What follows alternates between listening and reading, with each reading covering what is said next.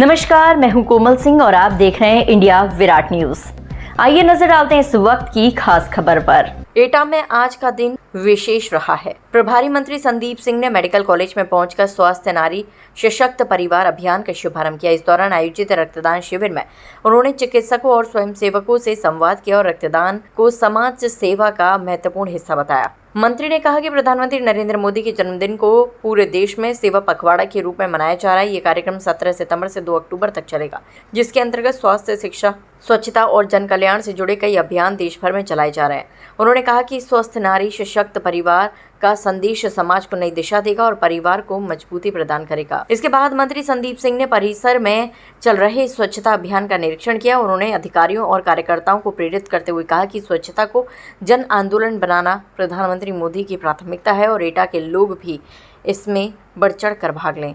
माननीय प्रधानमंत्री आदरणीय श्री नरेंद्र मोदी जी का जन्मदिन है और उनके जन्मदिन को जिस तरह से हर वर्ष हम लोग पूरे उत्साह के साथ में मनाते हैं और उनके जन्मदिन को आम जन के लिए, आम जन को दी जा रही सुविधाओं के लिए उन्होंने जो अपना योगदान दिया है उसको हम सब लोग पूरी तरह से समर्पित करते हैं। और भारतीय जनता पार्टी के द्वारा पूरे देश भर में एक सेवा पखवाड़ा माननीय प्रधानमंत्री जी के जन्मदिन पे आयोजित किया जाता है। ये सेवा पखवाड़ा 2 अक्टूबर तक आज से प्रारंभ होकर के चलेगा और जिसके अंतर्गत विभिन्न अलग अलग आम जन को दी जा रही सुविधाओं के कार्य किए जाएंगे। लोगों को जागरूक करने का कार्य किया जाएगा। महिला सशक्तिकरण से संबंधित बहुत सारे कार्यक्रमों को आयोजित किया जाएगा।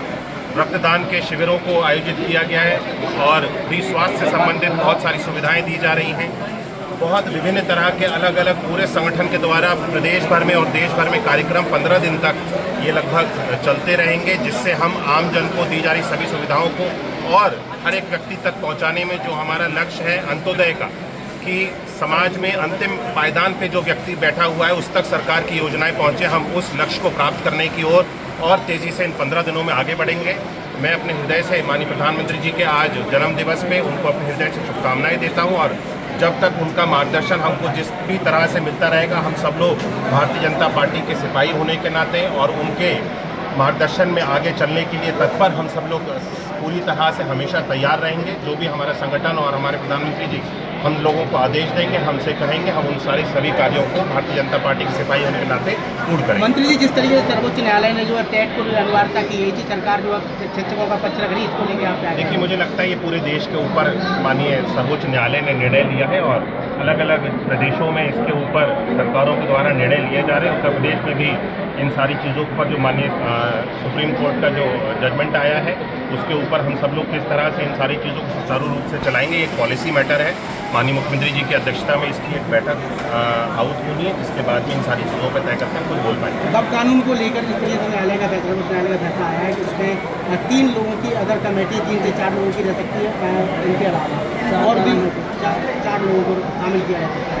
ये सारी चीज़ें पॉलिसी मैटर्स हैं, इन सारी चीज़ों को तय करके उसके बाद ही कुछ कहा जा सकता है। अलग अलग जगहों पर, अलग अलग स्थान पर अलग अलग तरह की स्थितियाँ रहती हैं। मुझे लगता है कि हम सारी चीज़ों को बैठ करके पॉलिसी मैटर्स हैं इसको सुलझा करके और जो लोगों के हित में होगा उस निर्णय को लिया जाएगा। आज के लिए बस इतना ही। ऐसी ही देश और दुनिया की तमाम छोटी बड़ी खबरों को देखने के लिए जुड़े रहिए इंडिया विराट न्यूज के साथ। नमस्कार।